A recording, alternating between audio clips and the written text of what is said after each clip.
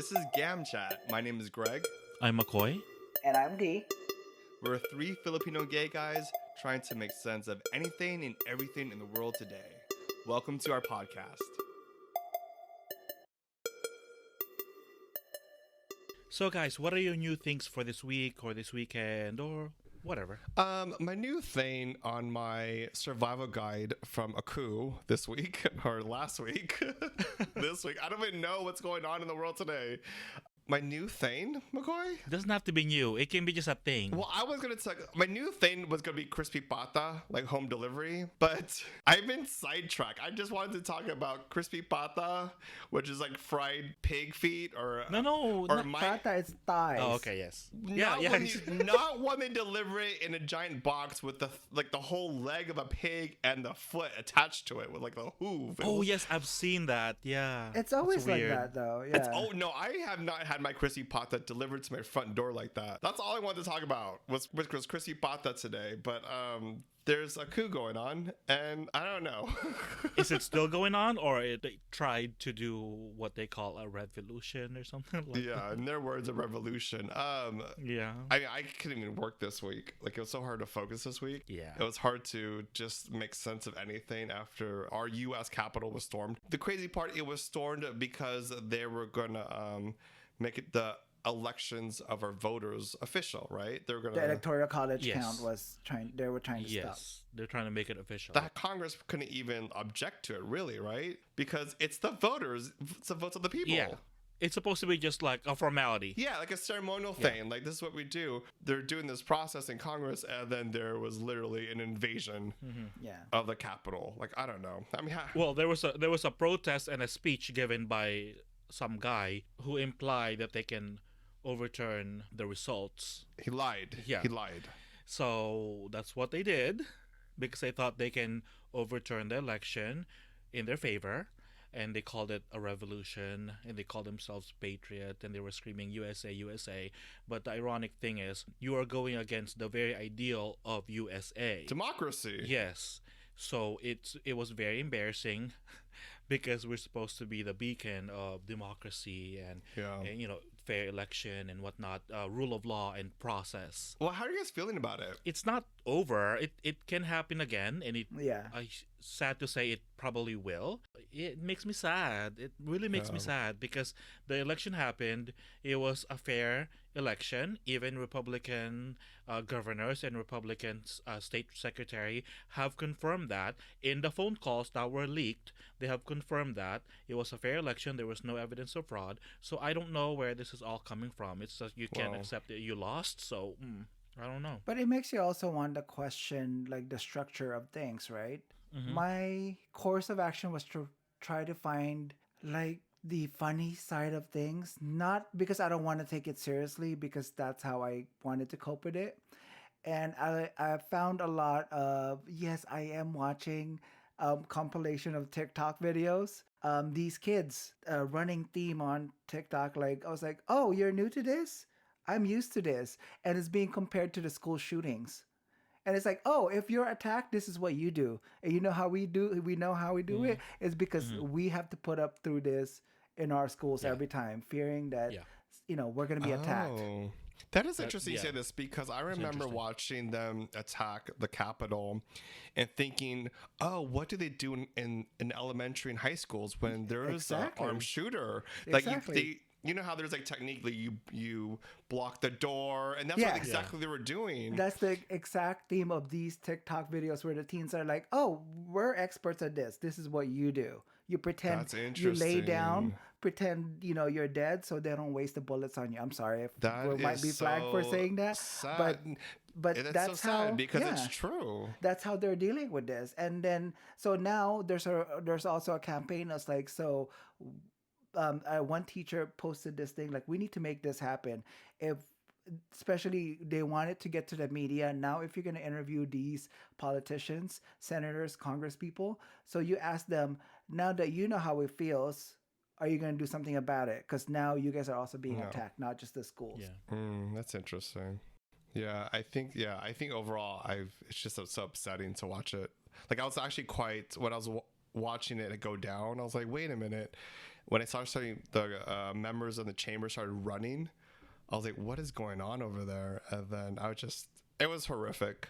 Like it was horrific on so many levels. And I didn't think that we would ever see this in America. No. And it's embarrassing. It's just a whole mixed mosh of like so many emotions, like anger, frustration, just fear. And you definitely know that 2020 isn't done yet. And it's frightening. It is frightening. Well, so my thing for the week, because I don't want to just focus on that. They don't deserve to be given any more attention that they already have. So my thing for the week is, it seems like a theme of forgiveness for me, because I was listening to a podcast on Friday, and they had quoted Lewis Smedes or Smedes. I'm not sure how you pronounce the last name. And the quote goes, "To forgive is to set a prisoner free and discover that the prisoner was you." And then I was watching YouTube and an ad came on, and another quote, and I was like, oh, it's like the universe is telling me something. So the quote is from I think Najwa Zebian. I'm just laughing because you're like, ooh, the universe is telling me something. No, it's called an algorithm is telling you something. Well, the algorithm of the universe is telling me something. So the quote from Najwa Zebian is, "Today I decided to forgive you, not because you apologized or because you acknowledge the pain you caused me, but because my soul deserves peace." And okay, forgiveness. Yeah, it made me feel good that maybe it's time to let go of some of the anger that I've been holding on to. Not all of it, because I enjoy You mean talking having anger. You're like, it feels good. You're like, yeah. It feeds your soul, basically. Yeah. But some of it I can let go. So that's my thing for the week. Do you feel that is helpful for you during this specific time? For specific segments of my life, yes. Okay, but not like, do you feel that what's going on about the coup? Oh, hell no. Is that what you're talking? Okay. No.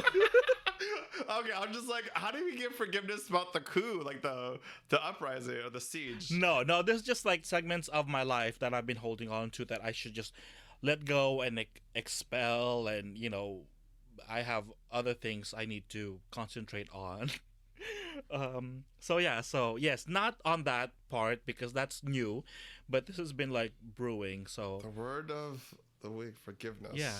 So speaking of people that have wronged us and forgiveness, let's talk about our topic for today, which is mainly about religion. Mainly, it is religion, right? Well, religion and identity in the cross section between the two. So we will personify the Queer Trinity, and let's talk about this. Well, I do really like that we're discussing about religion, because our community doesn't talk about faith much. Yeah. Mm-hmm. I guess you could generalize our community as what we glorify, the sex, sexual expression, the very superficiality part. We have pride. We don't even talk about religion or faith really in our communities. Well, we talk about kneeling and all that, but that means something else. Yeah, completely. Altogether. Entirely. That's not the type of kneeling. We do have a church that is open Monday. Well, it was before quarantine. Are you talking about the Abbey? The Yeah. Abbey? The Abbey. So you go there for brunch, drag shows. Did you guys ever go to this New York club called Limelight? Really old school Gothic church in New York. Like, we would go to a party and do stuff there. Like what stuff, Greg? I can't say it because I can't focus on, because you're eating peanuts. You're eating popcorn, McCoy. Put the popcorn down, please. I can't focus. No, isn't that where you go for offerings? Oh, Greg offers a lot. I can't deny that, actually. But go back to our faith. Okay, so let's talk a little bit about how our religious background, so that way people kind of get to know. So who wants to go first? So growing up, Shocking. and it's not even query, so yeah. I remember when I was about maybe 5 or 6, my mom became a Baptist or I'm not even sure what denomination, but she became a quote unquote born again Christian. She would take me with her because there's a lot of American missionaries in the Philippines in the 80s. And I remember she had taken me to one of them, and it was this mega church, and I remember that. And then I was taken to Sunday school, which I had no idea what it was. And I was just with like American kids, and I was like, who are these white kids that I've never seen before, and why am I eating chocolate chip cookie? I've never had that before, and it was just so foreign to me, the idea. Greg, don't make that face. I was used to eating suman and kakanin, so no chocolate chip cookie for me. This was this is the Philippines? Yes. Did she only take you or your siblings too? Just you? Just me, because I'm the youngest, and I was the only one she could control, I guess. She knew, she was like, oh, this one needs God. Because she This knew one he needs was a fag. No, I think no, she just took me everywhere at that age. I wasn't going to school yet, I don't think. She took me to the market. She took me to the library where she worked at. She was a librarian. She took me everywhere. Oh, okay. I think that's why I like trains, because she took me on a train ride. Like, it's not really a train; it's more like a light rail. And ever since then, I could never forget that. Anyway, so I'm like digressing. So she took me to this church, but the funny thing is, she never imposed that religion or that belief on any of us. And then she left for New York to work, and my family wasn't really religious. We didn't go to church on Sundays. I went to a secular school, although we had prayers in the morning. So yeah, so I had my first communion and all that, but it wasn't taken seriously because we were not we weren't a religious family. Up until we moved here, and then I myself became a born again Christian. You're baptized? I really was. And I was actually a Pentecostal, which is like on another level. So that's my background. My mom, I actually grew up like going to two different churches. Uh-huh. Actually, three now. First was churches on every Sunday for fried chicken. And then the second one is Church's fried chicken, the chain. no, actually, no, two. So my mom was Catholic, so I would always go to like the regular mass Sunday, did the whole what's that, midnight mass every Christmas season. Uh-huh. And then my dad's side was Protestant. That one was more of like, you know, like I would join my grandma and it would be the Bible study, and then I would go over to her house and she'll have people over doing Bible studies too. So it was nice that they didn't make me choose, but I got to see the difference between the two. When I moved to the US, I didn't really do anything much until I was about like late teens. Not late teens. I mean, actually, it was probably early 20s. You know, it's weird. I guess it was the period I was coming out to.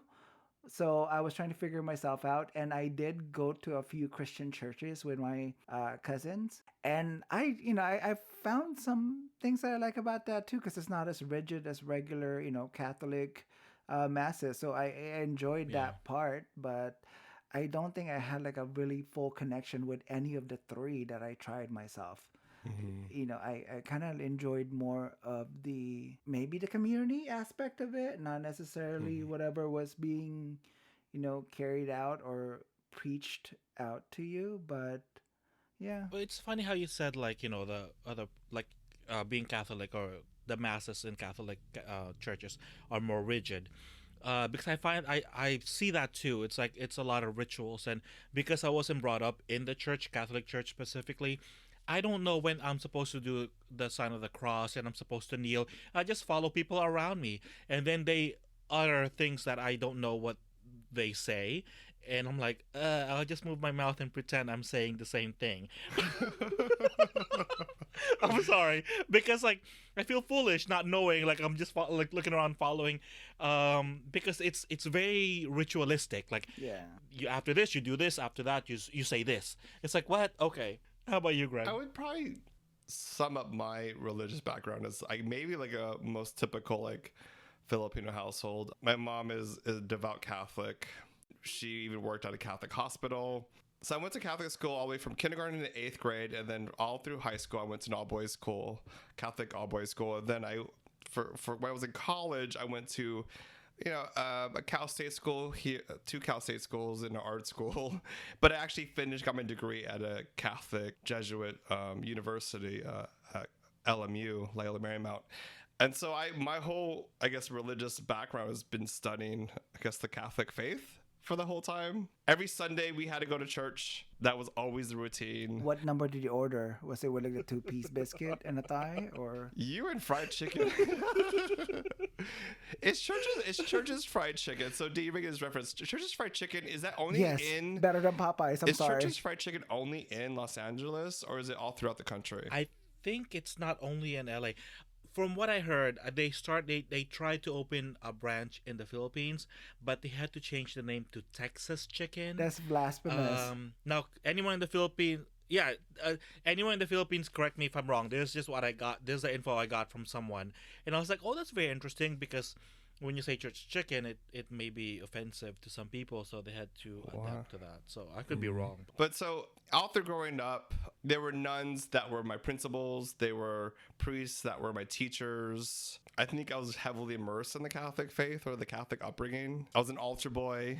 Funny enough, I used to get Christian attitude. What's from all the way from kindergarten to 8th grade and Christian Attitude Award because I wasn't smart enough to get like second honors or first honors.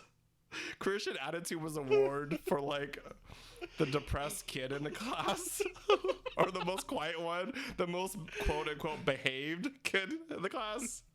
And so they would just give me Christian Attitude Award, which is like, you know, like a loser award if you ask me. I thought when you said Christian attitude, you were like, you had this attitude about you, like, I'm a Christian. I'm sorry. No. Like knocking around, looking down at people. I'm sorry.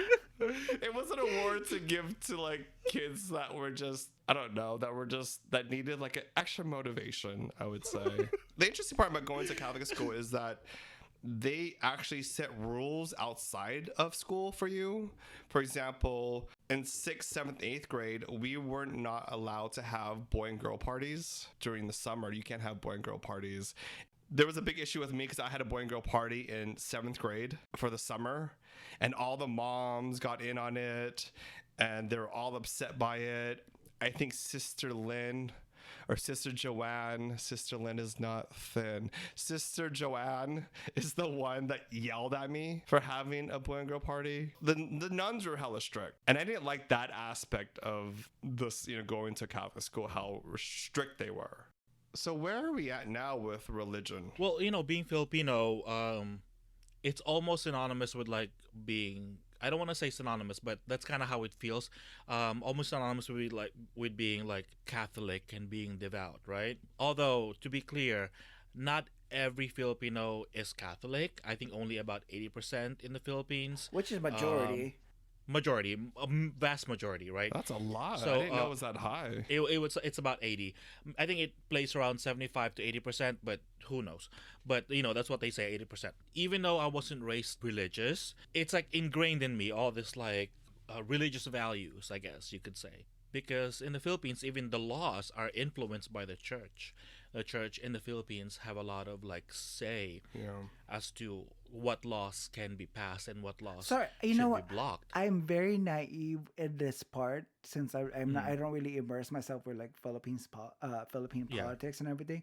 But is there really no such thing as separation of church and state there? I think the Constitution does say separation of church and state, but that's just it's just words on a paper. Okay. Because I think when they declared independence, the church was highly involved. And then when they were drafting the 1986 Constitution, I think the church was also highly involved. So they're supposed to be, the government is supposed to be secular, right? But it's run by this quote unquote religious people because they wanna get the votes from the religious segments of the population. Well, I think it's also interesting that if the country's 80% Catholic, right? Mm-hmm. That's a heavy hold. Yeah. Like we're in the U.S., there, of course, the majority are quote unquote Christian. Yes. Have Christian beliefs. Yes. But it's a mix of different types of Christianity. In the Philippines, it's 80% Catholic. Mm-hmm. And I think that has a very strong hold in politics and just life in the Philippines. So in the Philippines, especially in Metro Manila, I would say,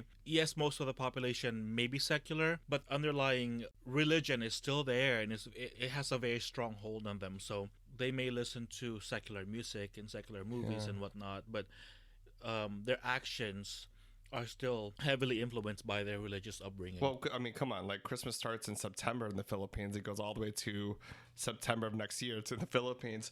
But do you guys consider yourself Christian? How do you guys identify yourself? Do you say I'm Catholic, Christian, agnostic, atheist? Where you guys are at right now? Okay. Being agnostic means you can neither confirm or deny the existence of a higher being, right? It's not what agnostic means.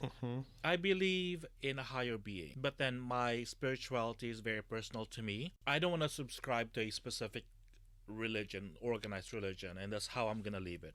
My sister-in-law, one of them tries to get me into the church, but I I just don't want to get into it. I don't want organized religion. For me has been very disappointing with the way I have been made to feel. So I'm gonna leave it at that until the next segment. Yeah, I'm on the same boat as McCoy. If I had to label myself, it would be agnostic. I right now I think I'm leaving that, that 1%, not even 1%. It's like really 0.0999 whatever expansion I can get it of opening, just in case Jesus all of a sudden pops up like hello, and I'm like, oh, see, he exists. Like, I didn't completely not believe, but honestly, but no, I mean, like, other than that, like, if I'm gonna take myself seriously, it really is like the spiritual connection that I have more. It's not necessarily the organized religion that I enjoy, or the fact that you're limited to how you can express your beliefs. That sometimes it has to be a certain structure that you can only express your faith, which to me I really don't understand that, especially right now with what's happening in the pandemic. That's one of the biggest things that I question, is that why that has not been stopped. Your, well, let's say, creator exists everywhere else. You should be able to practice your faith without having to go to a specific structure. So that's one thing that anything organized religion that I question, because I mean, if you think about it, it's also economics for them, but I'm not going to go into that. As far as religious organization, you guys both don't believe in that system. Believing in acknowledging it exists are two different things. I don't subscribe to it. Me too. When I see the intentions that, especially monetarily aspect of it, the fact that someone has to be paid and someone has to make money for it to exist. I'm with you on this. Growing up Catholic, it's a very organized religion, as you were talking about. Even the Catholic Mass, it's like, these are the protocols and routines and rituals of the Mass, and part of me, as a human, I like that stability of knowing, expecting. Like, that's cool and all. Here's what you guys make me think is, I question is, does organized religion work for me? Like, does it really make me a better person spiritually, mentally? Does it increase my faith of, like, if you just say the Hail Mary this way and say the Our Father this way, has that really helped me? In some ways, I could say, yeah, it's, when I don't think I call upon an organized religion when shit hits the fan, right? But I do, I think, connect spiritually with my faith with a God. I remember one time I went to Easter Mass, so I don't go to church often on every Sunday anymore, but I go with my mom on the special occasions like Easter and Christmas. I remember on Easter Mass, my kuya and I, as we're adults, we go with my mom. And during Mass we always tease about my mom. We're like, Mom, like, why is Jesus, like, why does he look white? He's not really white. And she'd be like, shh, don't say anything. And I remember that at one point the priest was talking about the Catholic faith. And he said, what makes us Catholic is that we believe that Jesus rose from the dead and was lifted up into heaven. And I'm like, wait, what? Like, the whole Catholic faith? Wait, is that all it takes to be Catholic? Is rested on that moment? And it shocked me. I was like, that belief or the faith. Well, the Christian belief is pretty much that. It's like, he is your Lord and Savior, and he rose from the dead, etc., etc. So that's like the tenet of the Christian faith. But for him to say that defines you as a Catholic as having that belief, it doesn't really differentiate you from the other Christian. I think it's a misnomer, because, like, being Catholic is also being Christian, right? So I think he should have used the word being Christian, but he wanted to make it clear that Yeah, and I can't again. I don't think we should, discuss what a priest said or not, because obviously he's not here and we're not. It's my recollection. Well, of that's it. what you think, But but I my have thing Father was- here. Just kidding. I'm gonna call Father whatever his name is. I don't even know what father he was actually.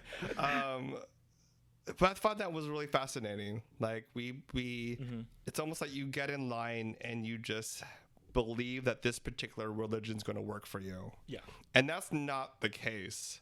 I mean, for me, and I think for a lot of others in our community, that's definitely not the case. because me being like a gay Filipino man and knowing my religious background and the fact that I was a devout Christian for a long time in my teenage years, and now knowing and accepting my identity, I explored what religion would support me being gay, because I felt absolutely judged in my Christian faith. So I looked around and I said, what religion would work, until I got to the point where maybe no religion works. Maybe I should just, do my own thing. That's actually good that you had that awareness that you were trying to fit a religion that fits your sexuality, because I don't think that was something I even considered Explored. when I was, trying out new things. It was, I think it falls into my genuine interest of like, let me try this out and see if it actually works for me. I just like to try things to see what the hype is all about. It can be, we've talked about this, like the queries episode, how it could be sexual things, it could be drugs. My thing is like, let me try it. I want to see what the hype is about. If it works for me, if it's not, and I think I say it's weird. I took the same way, same thing with religion. I like watching things, how people interact with, and that I like to be that fly in a wall just to see how things function, to know how the backbone of things work, and that's how I viewed it. I think that's why I said yes to my cousin inviting me to a Christian church in Huntington Beach, because I'm like, oh, I want to see this. Wait, you guys have movie theater seats? And oh wait, and you do the communion, you pass around a tray, and it's like not the round thing, and you have your own little cups. And to me, that that's what intrigued me about religion, not necessarily the fate, I guess, about it. So maybe you can even rituals? maybe you could even say that I sense wasn't of belonging. Yeah, and you can even say like I wasn't really even listening to what was being discussed. It was really, it's just more like an audience and just watching around. I do miss dressing up as an altar boy, going up and down the aisle, ringing some bells. Is it because you didn't wear anything underneath? Wait, you're not supposed to wear anything underneath, D. my God. Duh. Wait, really? You're supposed to wear something, you freak. You think Pope Francis is naked underneath his robes? Like, Hey, gosh. I don't know that. That's why he's in a glass bubble in the car, so the wind doesn't blow up his car. Yeah, we Hey, we Pope were. Frank, I actually like him. Pope Frank? Yeah. And looking back at it, it did feel good going somewhere every Sunday with a group of people, and going to the Catholic retreats, the Filipino Catholic retreats that we'd always have every year in my area. I mean, those were all like fun. Until that one time I started speaking in tongues, but I guess we shouldn't go into that one. But Well, now every Sunday you go to this recording, so I speak in tongues as well.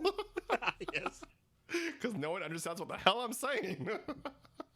One thing I liked about going to Catholic school is that I felt that they didn't force the Catholic religion on you and the teachings. But isn't that what catechism is all about for the church? Catholic schooling was just so open. Like, you didn't have to be Catholic to go to the schools. Oh, okay. And I learned about like Buddhism, taught to me by Catholic priest. Yeah. And I learned about, the Muslim faith, and it was just really diverse. And I never felt going to Catholic school, they made me had to follow a set of rules very specifically.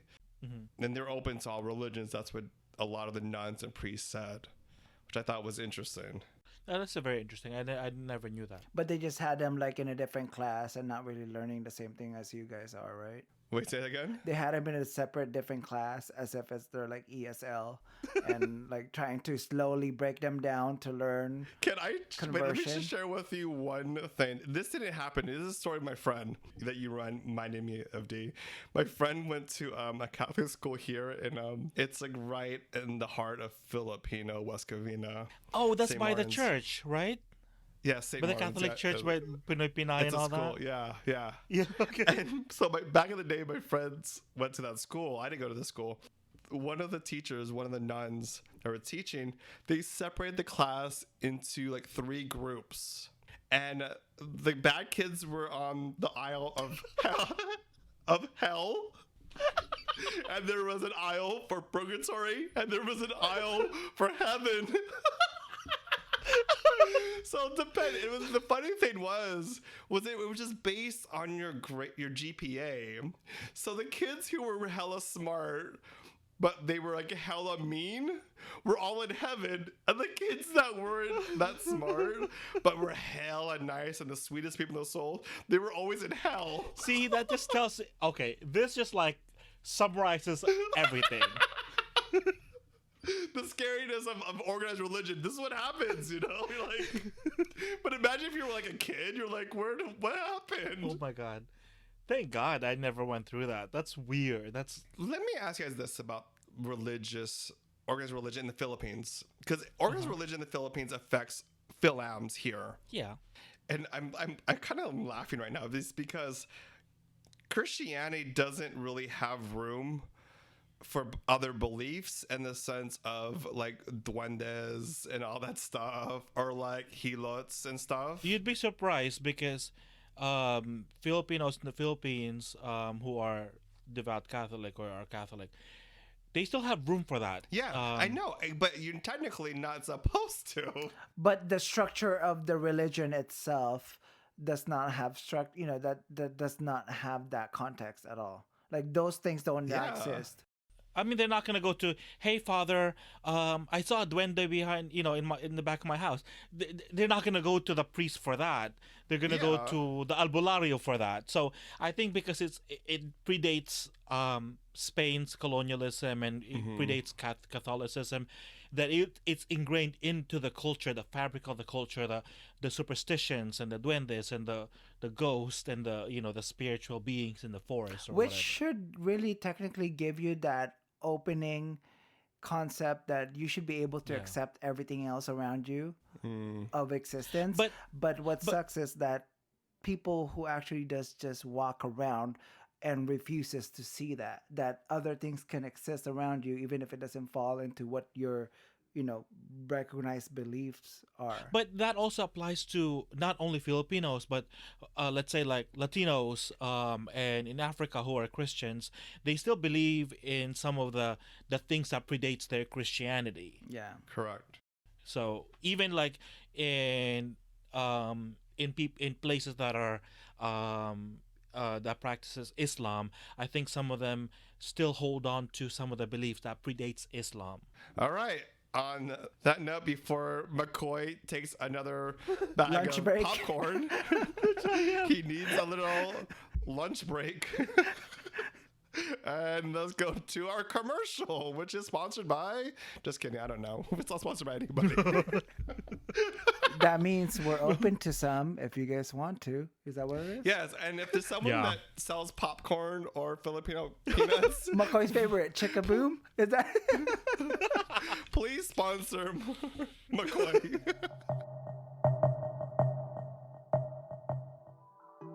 Mabuhay? Mabuhay! Mabuhay! That means, well, I don't know what it means, but I'll learn, and so will you when you click subscribe. And you can learn it from our Filipino word of the day. Salamat, that means thanks. Now enjoy the rest of the podcast. All right, so we're back, and now I think we should talk about the big angel in the room. Is that what I'm saying? Which is like religion and our like who we are as the LGBTQIA community, right?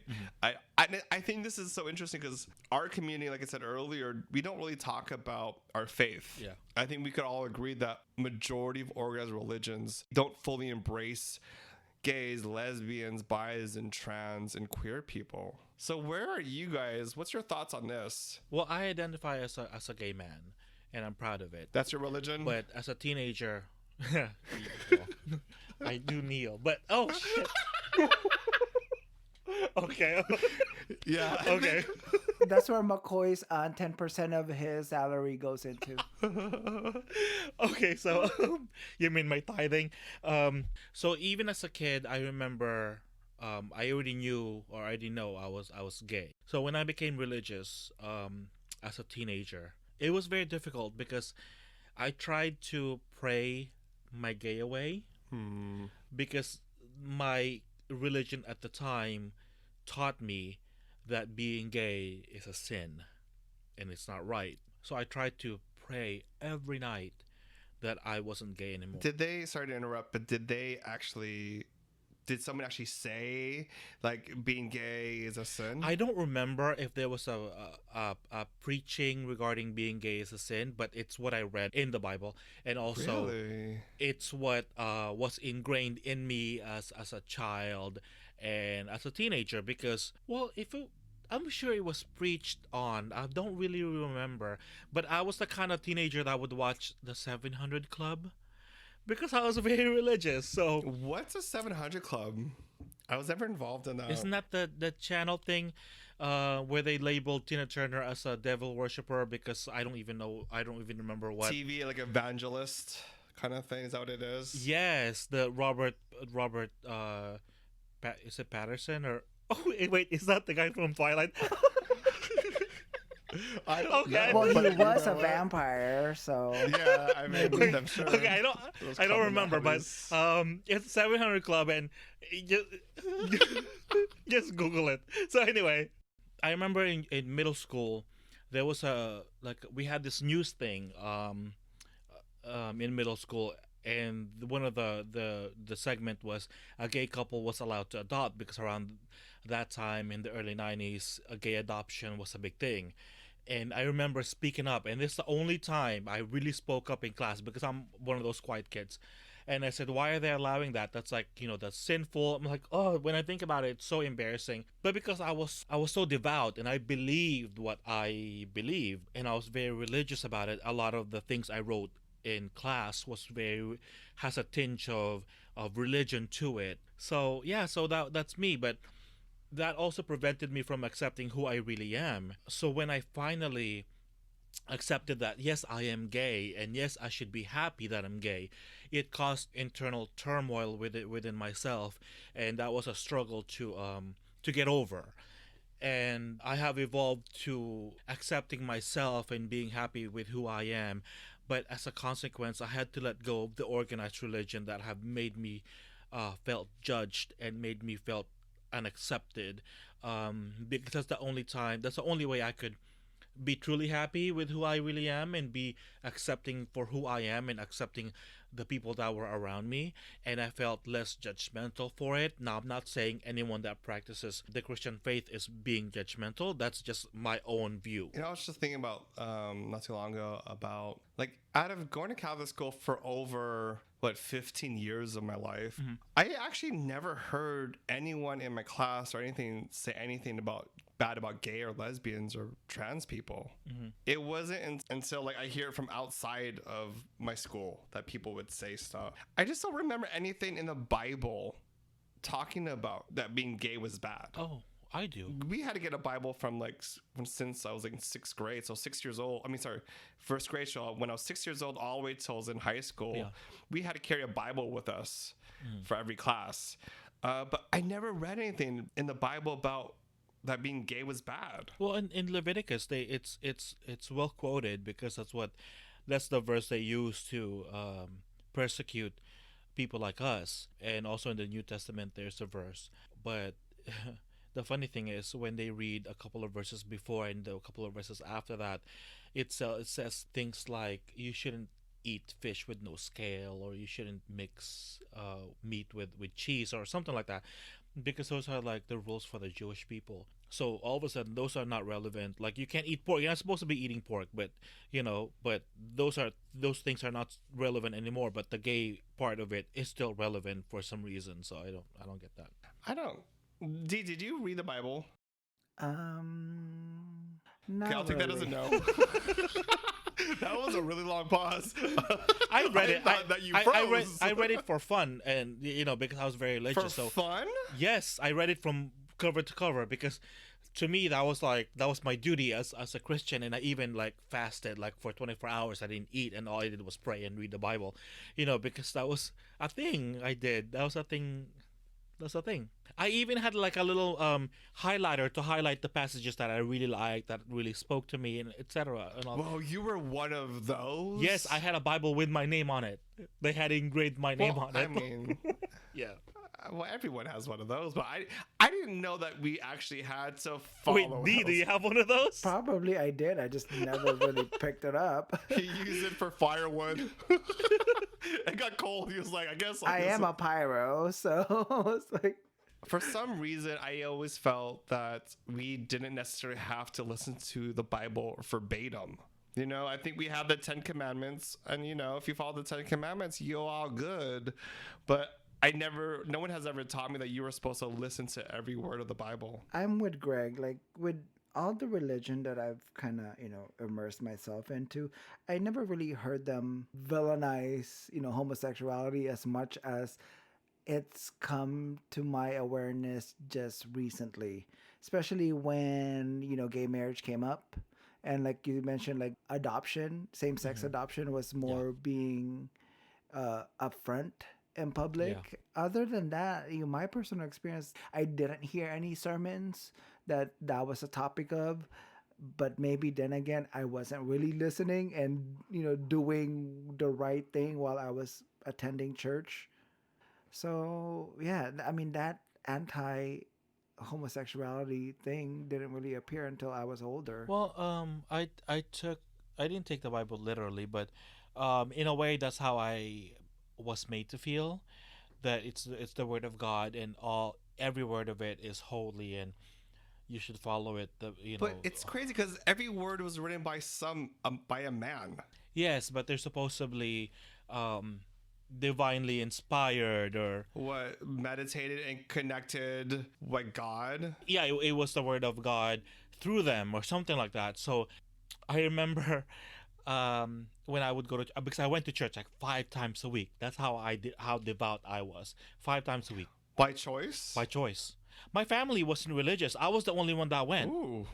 So from the age of 13 up until the age of like 17 or 8, maybe even 18, I'm not really sure. And I remember I'd have conversations with the people in my Sunday school, because I went to Sunday school still as a teenager, and they were trying to question things about the Bible. And I said, like our mind maybe wasn't built to understand everything in the Bible, because this is the will of God, etc., etc. Oh my God, I don't even remember exactly what I said, but pretty much what I was trying to say was, just believe in Him and just have faith. Oh, yes. So, You sound like my mom. Yes. One time I told my mom in church, I said, "Mom, yeah. I know like God is a black woman because there's no way he's all male because they don't give birth, and we all from Africa, so it's a black woman." And she said, "Shh, Yes. just don't question." Okay, I went to like winter camps and summer camps with this church. I love going to camp.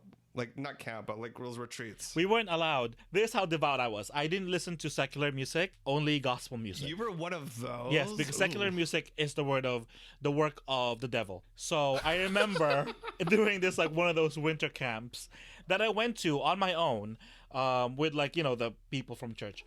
Some people got in trouble for listening to YMCA and dancing to it, because it was secular music and we're supposed to be worshiping God and immersing ourselves in prayer and whatnot. I remember at one of these winter camps, because Pentecostals speak in tongues, and they prayed over me for about 2 hours, maybe three, to have me speak in tongues, but it just never came. And I felt so inadequate. I felt like as if the Holy Ghost did not want to enter my body because I am sinful, and that's why I couldn't speak in tongues. I mean, I know, and you're loose. So, I mean, he should begin to run at you pretty fast. It would be like, I rebuke that statement. I rebuke that statement. But you know, I felt so not accepted. It's like, I get what you're saying, though. Yeah, I get it. you know, Speaking of someone who did speak in tongues one time, I'm not going to throw it in your face or anything. Did you feel that because you were not able to speak in tongues, that probably had something to do because you were gay? yes. Did you feel that guilt or that shame? Yes, that shame and that guilt together, yes.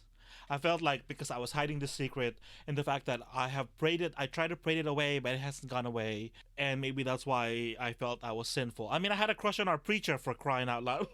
God. But who did not have a crush on their preacher? Let's be honest. But you know, like, Thank you. Sorry.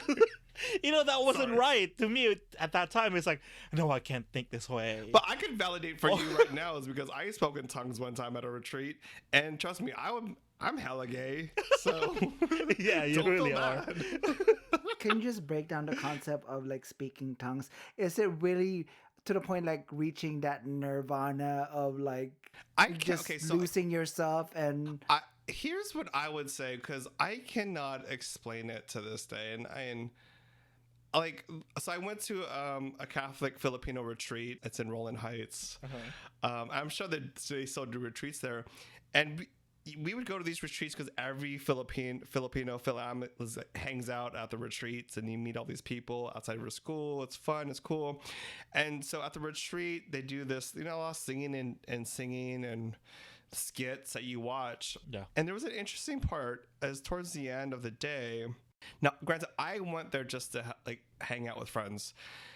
All the I guess the group leaders it was a whole big group of us, and then all the group leaders, I guess, joined hands around us, and then they're telling us to put our hands up and sing and pray. And I cannot explain it. So they closed your eyes. So I was closing my eyes. I had my hands up, and you're singing and you're praying. I can't explain why this occurred. And I didn't know it was going to occur. No one told me that this was going to happen or the reaction is it. And it felt like somebody was pushing my chest in and I was standing up. And so I started to slunch over. Mm-hmm. But it felt like there was a hand just pushing into my chest. And, keep singing. And maybe it went on for over an hour and a half. Yeah. And you're singing, you keep singing, your eyes closed. And then I remember when it was done, and we were slowly getting out of it. And it opened my eyes. I looked at my friend, and I said to her, and I was just like, "Oh my God, what's happening? What is happening?" And I almost started freaking out a little bit because I couldn't find my words. I couldn't speak to her in English, and it kept on responding. I was trying to say, "Oh, what did you think about this?" And it came out with, and I was like, "Wait, what?"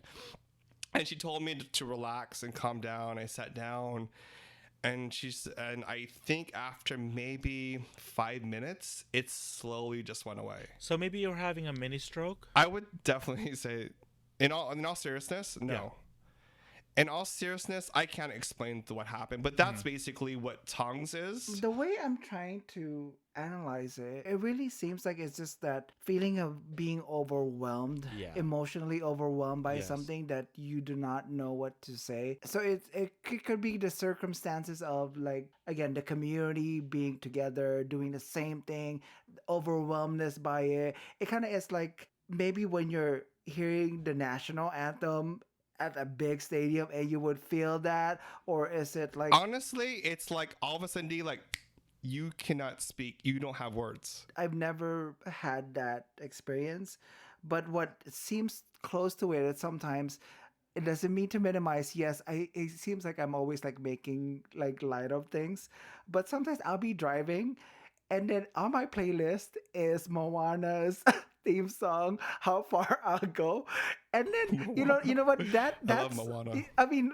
yes, I know this sounds silly, and I always seem like I take it to this point, but that song fucks me up every time because of the build up. It doesn't matter what it is, and like da, da, da, da, da, da, da, like it is like it's the build up of the rhythm, the song, the words, and everything. And I get choked up with it. I'm like, why am I feeling this way? I think it's just really sometimes I'm at that point where I'm going through something. I'm going through a psychological thing, emotional thing, and I can't handle it, or maybe I'm overjoyed by it, and I hear something that's really even intensifying it. That to the point I get sometimes like my mind goes blank, and then yes, I get to the point that I can't say words clearly, and then I just need to take a minute or so to really find my center, and I'm like, okay, control. I'm in control again. This is where I'm at. Yeah, I mean, maybe that's it. But I was also thinking like just the physical pressure Yeah. that was on my chest that I can't explain. And granted, like I was very much like not embracing, I didn't, this type of experience, which is like, which is weird. And then just the physical too, like I can't. And obviously they say, oh, it's the Holy Spirit entering your soul, and I'm like, Yeah. I don't know what was entering me, but usually it's from the other end. But whatever.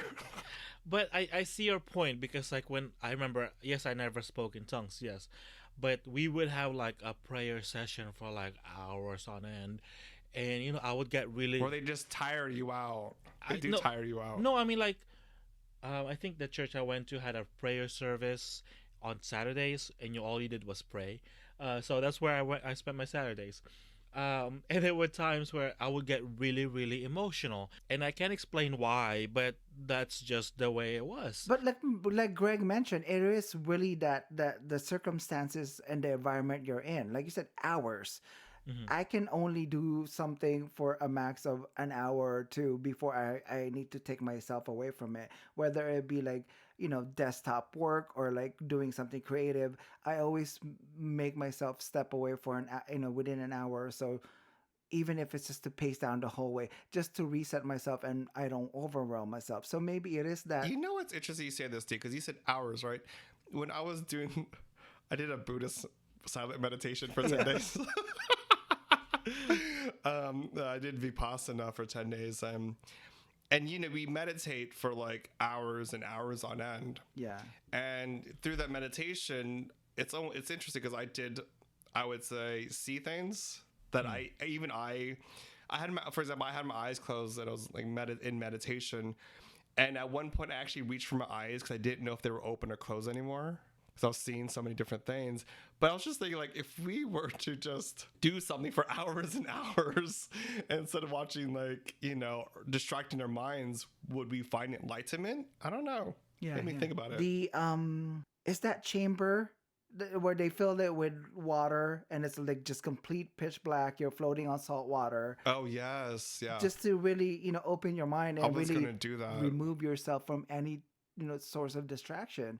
And that might be it. Either it's like, you can reach that if you were put in a environment where nothing distracts you, or it's like an overwhelming of every single thing that's happening around you. It might be the energy of everyone else around you having that same thing or that same goal that pushed you to have that kind of experience. Yeah, maybe I was just standing up too long, and then my muscles.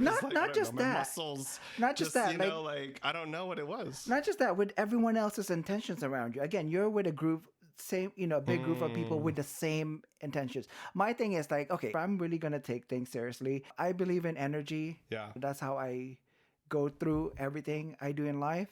If I find an energy that doesn't match mine, then I remove myself in it. If Amaro and I are having a fight, I feel like he's not having good energy, I check him. I'm like, hey, I can't have that with me right now. And it might be the same thing. Everyone else that's around you has the same goal. You guys are projecting it to each other. So, you feel that, and then it brings you up to that next stage where you're like, I don't know, I'm overwhelmed by this. But stop putting logical explanation to my religious experiences. Stop. But it's by the book. It's like, No, yeah. So I just kind of looked at it, but I mean, now that's how I really go about in my, life. Like the religion part, telling me that I'm not allowed to be who I am. I don't really subscribe to that. Everyone else telling me that their way is the only way. Hmm. Yeah. Like especially Yeah. when people are like, "Oh, if you want something to come true, just pray to God." And it's like, yeah, but praying does not do anything unless you put action into it and really, you can just pray and be lazy and leave it up Mhm. to, an Well, and existence. and the Catholic Church, they even say even when you pray, you have to put action to it. It's not Yes, going to yes. just Yeah. magically appear, unless you believe in Saint Anthony, which is the saint of And he lost finds items. things for Oh, you. lost items. Yes, I've Oh. heard No, that. Yeah. he's like, I could tell you like crazy stories of Saint Anthony, Wait, but wait. Do you pray to Saint Anthony and then Auntie is like, "Here, Greg"? That's not the same thing. wait, really? Because that's No, Saint I could Auntie. say like I could probably tell like dozens of really crazy stories about praying to Saint Anthony and things happen. But going back to what you were saying, D, about your identity and faith, where you currently are right now, because organized religions never made space or in a safe space. Westernized religions never made a safe space for our community. And so I almost feel like we have, just as like our coming out process is, we have to create our own spaces, right? Before us, there hasn't been anything set or to guide us to our faith. So where you are at now, how are you creating your own space for your faith? The way I view it though is that my sexuality and who I am does not need legitimacy from anyone else. So I don't seek that community. My choice of community would be like friendship and what I consider maybe chosen family. Other than that, I don't need anything that's structural. How about you? How about you, McCoy? It's part of me, and it can never be separated from me. So I just deal with spirituality as a personal thing. Like Jesus always taught his followers to be kind to people, and I try to follow that. Try to be Love thy neighbor. Yes, and try to be accepting of people who may be different from you, and I try to follow that. So just pretty much, I just try to be as kind to people around me and to myself as much as possible. The Ten Commandments and all that, fine, but everyone has a moral compass on, like, of course I'm not gonna kill someone unless it's for self-defense. It's been instilled in me to know what right is from wrong, and it doesn't necessarily have to do with religion per se. For example, like my mom has said, you can't do that because it's not right. That's not, you're not being kind. And she never cited any Bible verses. She just said, don't do that because it's not right. You have to be nice. You have to be kind. And she never did cite any Bible verses. She just taught me how to be a kind person. So that's the way I just kind of live my life. But you had to leave the I guess your religion to embrace yourself, because you left your religion, right? Yes, Religious practices you left. I stepped away from it because I found myself being very judgmental towards people who were not as people who I didn't deem as Christian enough, people who I deemed as immoral, gay people, ironically. So when I accepted myself as being gay, I had to examine myself and the things I believed in, and I had to slowly walk away from all that, because how can I accept myself and be judgmental towards myself? It just didn't make sense to me, So accepting myself. That's a lot of conflict. Yes, accepting myself meant I had to leave all that behind. But what I keep with me is, being kind and being accepting and all that, because Jesus does say that in the Bible. So, But, you know, yeah. But what's your excuse for being so judgy now? You learned it from the Christianity. because Clearly. oh shucks. I was gonna say something so mean, but I shouldn't. I really shouldn't. I don't judge people. That's between the three of us. It's not supposed to go out. So whenever you like your eye rolls, is that's not Nirvana? Or No, like, no, no, no, no, no. okay, okay. Because you guys don't see those moments. I don't send you the videos. McCoy, what were we talking about the Bible? Like, you were talking about how you've never saw Jesus. What were you saying earlier? What do you mean? About Like, the teachings? Oh, his teachings of being kind to people, accepting people who were different from you, and not judging the people around you, because he was all about that. He was all about acceptance. And I was just thinking, like, because I'm actually, I looking at all the different religions. I find it quite interesting because I was thinking about the teachings of Jesus growing up. I was taught his stories in a very Buddhist way, in the sense that this peaceful person and how he expresses himself and forgives. I always saw it as in a very Buddhist way, and I always run into like some Catholics that are a little like on the border between Catholicism and Buddhism. And I find that really interesting. And, the 10 Commandments, the one thing I keep going back to is love thy neighbor. Yeah. And I almost see that as like iRobot. You guys have you seen the movie iRobot? Yeah. And there's also a book. Yeah. But the first rule, the 3 laws of robotics is like a robot may not injure a human being, nor through action allow a human being to come to harm. Yeah. And then the other 2 is like, the robot has to listen to orders given by human beings, except where others may conflict with the first law. Yeah. Yeah. So it's almost like that, like the golden rule, which I think a lot of people use, is like love thy neighbor as you love thyself. Yeah. But then if you don't love yourself very much, then you're probably not going to love your neighbor very well either. That's very interesting, because the preacher had preached about that, and it got stuck in my mind, because like, it's all about self-love, right? Because how can you love your neighbor if you don't love yourself? So it goes back to having self-love. To RuPaul. Yeah. RuPaul, I swear, gosh. If you don't love yourself, How the hell you gonna love someone else? I thought we were gonna say that together, you bastards. I'm sorry, I don't watch. I was waiting until you get to the amen part, and I was gonna jump in. What? Wait, you don't watch RuPaul? No, I don't. I'm sorry. That's blasphemous. RuPaul's like RuPaul's hella spiritual. And okay, speaking of RuPaul, did you guys know? Okay, this is what I found really interesting about religion, like westernized religion. And when it comes to LGBTQ, our community I found really interesting is because like pre-colonial. Like, did you guys know in the Philippines there was like transgenders and they were accepted? Yeah. And how they were also had deities, leadership. They had roles.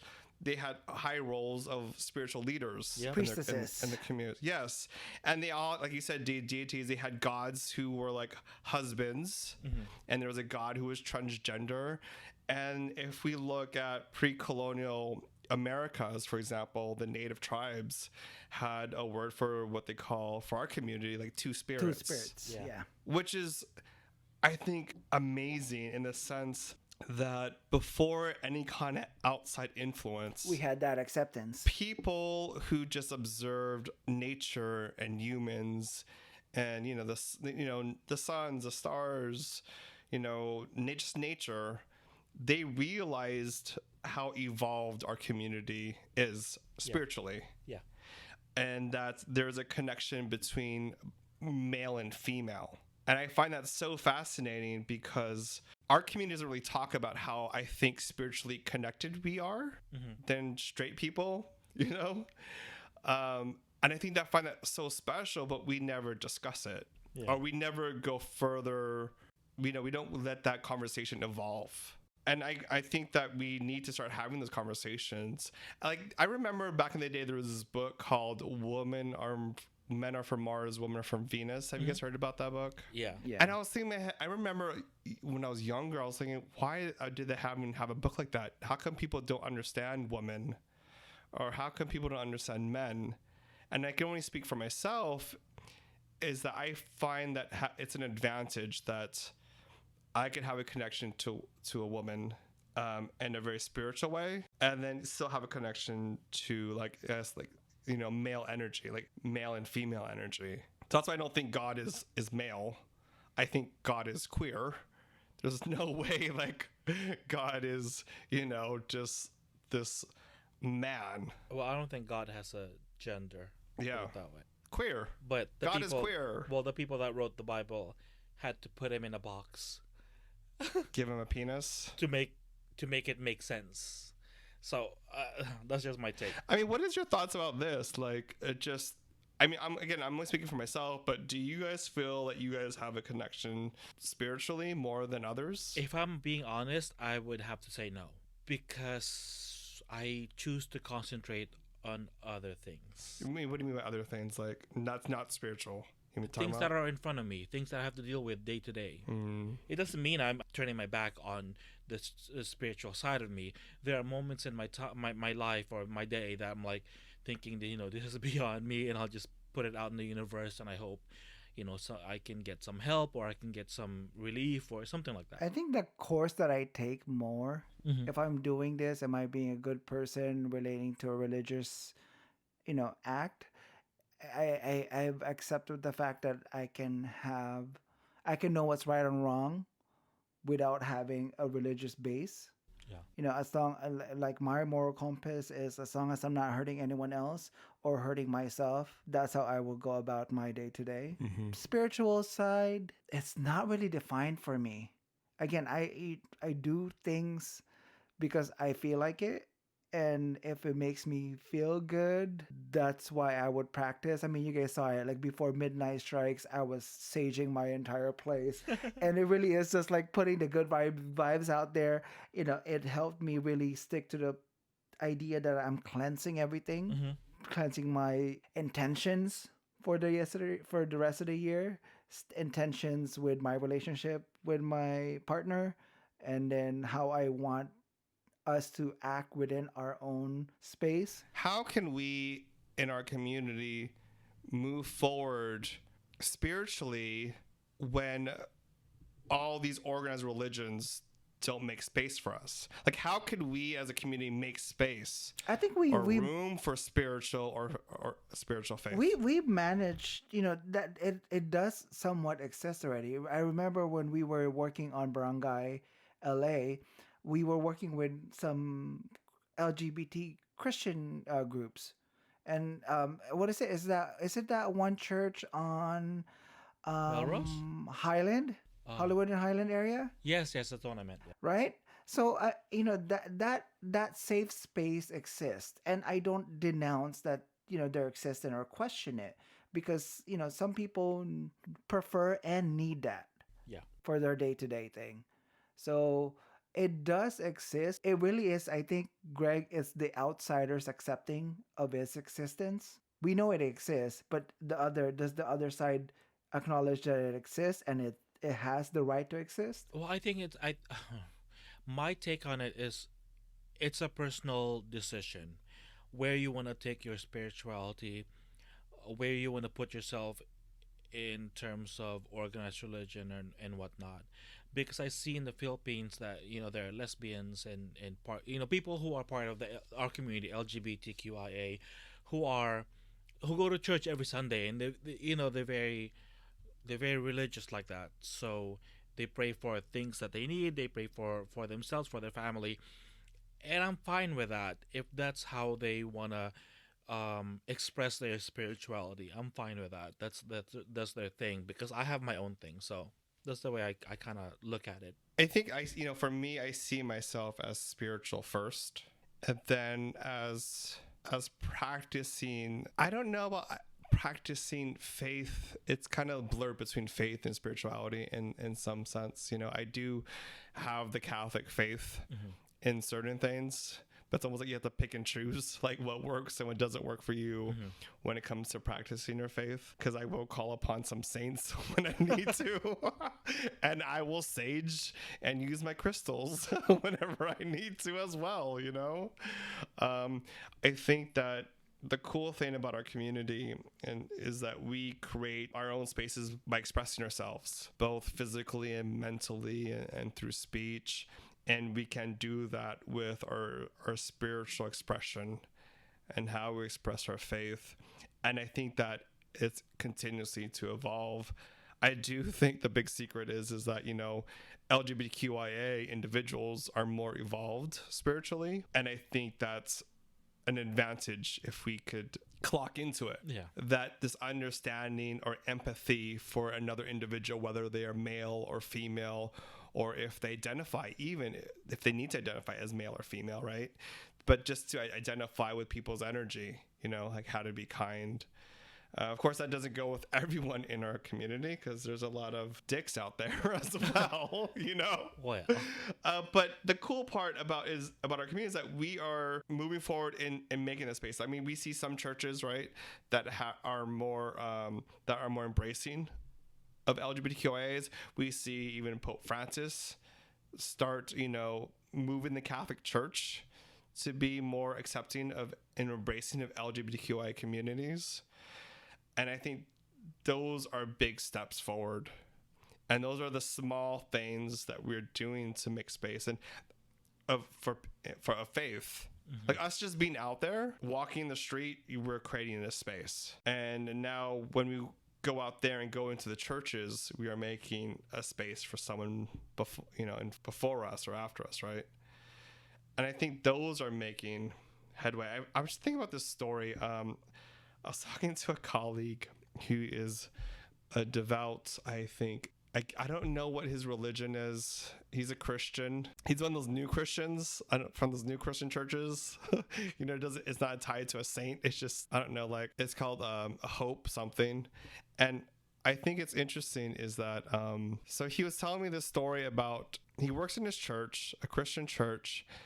And he was telling me about a young man who he thinks is gay. And my colleague who is a straight male who's married was telling me the story that, oh yeah, he told him that, you know, like you don't have to practice, you know, you don't have to have gay sex. And he compared like being gay to him, my colleague, sleeping with other women or cheating on his wife. And I was like, wait, what? That's as close as you can get to understanding sexuality of this young gay man in his church who's struggling hardcore because this particular church doesn't embrace homosexuality. Yeah. And I was just like, that's wrong. Like if you almost saying, I didn't say it because it feels like he wasn't even digging enough, that he only dig to what was relatable to him and not even consider what that person's placement was at that time. Like the advice that he gave us, like, how can I give him an example, but it's only relating to me? It wasn't considerate. And I don't think that it was even it wasn't a fair even a comparison, because I almost wanted to tell him, I didn't tell this to my colleague because it wasn't a work setting, but I wanted to tell him, I was like, that's not the right way of thinking about it. You have to tell him like what it would be like for you to give up your, you know, have your love for your wife, for God, or your family for God. Because being gay isn't a sexual act. Okay. I think it wasn't long ago that the Catholic Church had released their official stance on homosexuality with this new pope. I think they had said, being gay is not a sin. Gay acts. The act of being gay, or acting on it, is the sin. So to me, it's like I compare that with, you can be a chef, but you can't cook. Well, then you're not a chef. It's like, you know, see, that's what irks me about organized religion. You tell people you can be who you are, you just can't be who you are. Yeah. I think it's on us individually to just find our own space in this religion or in this spirituality or this space. We just have to find our own space. First and foremost, you have to put yourself first.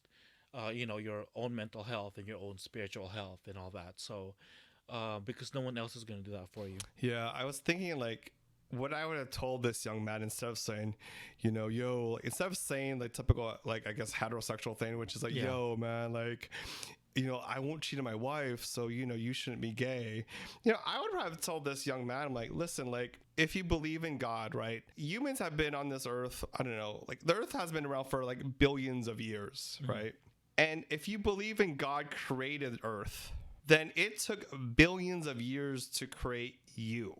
And how the hell is anyone going to say that, tell God that he created something that was evil or bad? And it's not up to like someone's interpretation of the scriptures to say you're good or bad. Like it took over billions of years to create you from like an atom.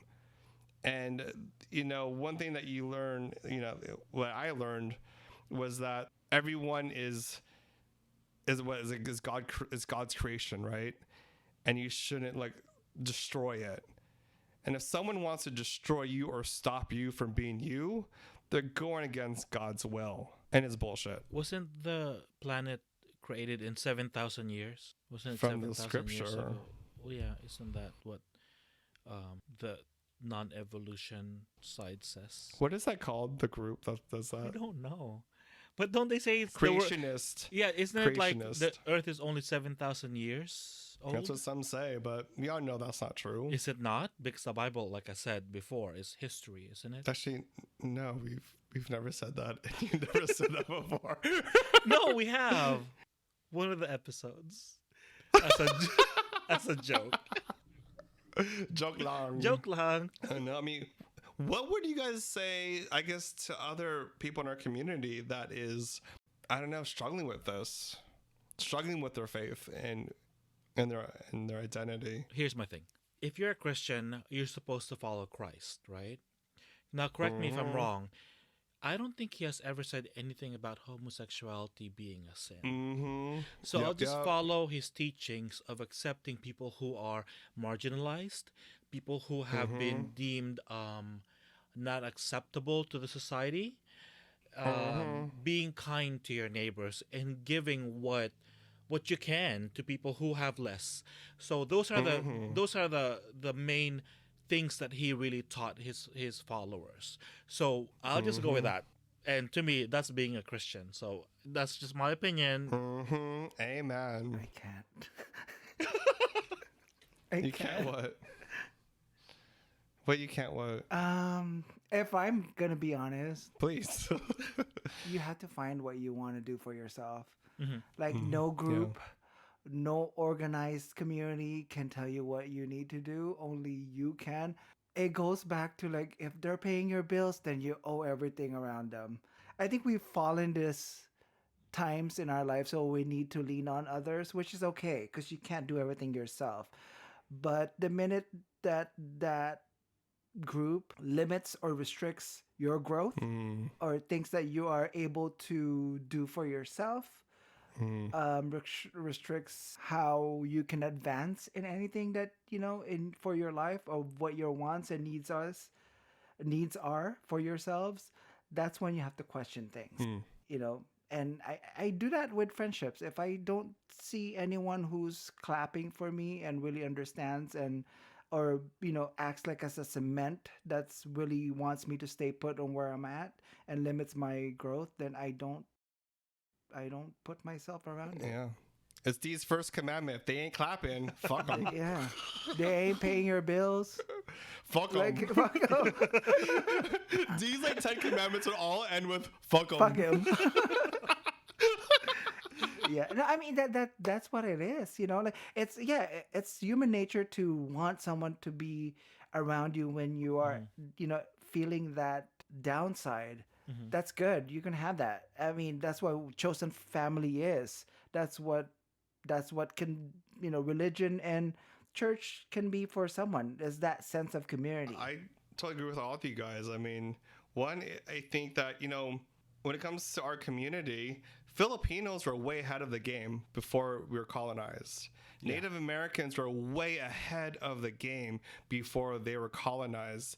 And they all said that people in our community are special and they are spiritual, and that they play a big role in society. And when in doubt, look what happened before we were colonized. They saw how evolved we were. before anyone else did. Before like Magellan saw it, or these Catholic friars that colonized the west coast of the United States, you know, because there's so many tales about life before they were colonized, and they all saw how unique and special we were. And on that note, we'll go into the word of the day.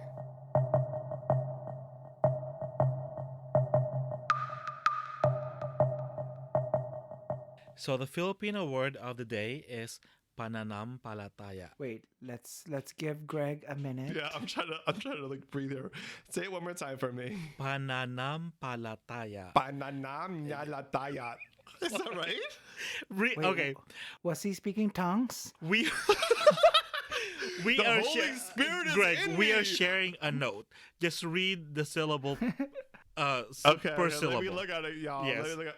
Oh my God, this is not a word. This is like a run on. What is this? It's a It's a word. centipede. It's like. All right, let me just break it down. Okay, wait, palataya. Is that right? I think that's the closest we get. There's a lot of A's. Okay, seriously, everyone. 1, 2, 3, 4, 5, 6. There are 7 A's in this word. Yeah. What the fuck? So Seriously, this is the word you chose for everyone? Pananamataya? Well, I chose it because it means faith or creed or belief, and I think it fit the the episode. Wait, I'm sorry. Faith has how many like letters in it? The English word. 5? Oh my gosh. Okay, so it means faith. Yes, faith, creed, or belief. So yeah, So use that in pananampalataya. sentence. Good luck, Okay, motherfucker. so my sentence is, let's respect each other's pananampalataya despite our differences. Oh my god, that makes me cry. know- I can't even say that. Well, because D, can you say it? D's laughing here. I bet can you definitely can't even say D. it. I can say No, he that. cannot. Yeah. Say it, say it. Pananampalataya. Oh, I guess Yeah. you could. But I'm looking at it, I'm reading it too, and I'm breaking it down in several ways. I'm like, okay, I don't know how I to was make it easier for you. Too. There's no way. Banananamataya. Is that better? That's let's closer, leave. though. Let's leave it. Let's leave Let's it. leave it. That's me speaking tongues. Yeah. No, I chose that sentence, or I used that sentence because I think people have used their faith against other people who may be different from them. So, let's just respect each other. Let's just leave each other alone and just be kind. So that's just my message. And D's last commandment, fuck them. Yeah. Fuck 'em, right? And that's our show. If you would like to leave a comment, have questions for us, send them. We'll answer. You can reach us at. On social media, we're on Twitter, Instagram, Facebook, and CuriousCat at GamChat Podcast. So GamChat Podcast. Or you could email us at gampchatpodcast@gmail.com. Also, go ahead and rate us on Apple Podcasts. It's been working. I've been harassing some of you guys, and we're getting some more. So if I knock in your window in the middle of the night, it's because you haven't given us a 5 stars. It's too much again. Fuck. It's like I don't know how to hold back. It's like No, I'm so traumatized when you said that because someone literally was knocking on my window the other night. And I'm like, should I look who it is or should I just leave it alone? That's probably me because you haven't left a comment and rated our own podcast. Damn it! See, That's Greg. It's me. Yeah, McCoy, that other night was probably some grinder some grinder trade. No, I haven't opened the app in a long time. I'm trying to Speaking of, concentrate on me and forgiveness for the people that have wronged me. Yeah, I believe that. I have faith in that. And on that, we'll catch you on the next one.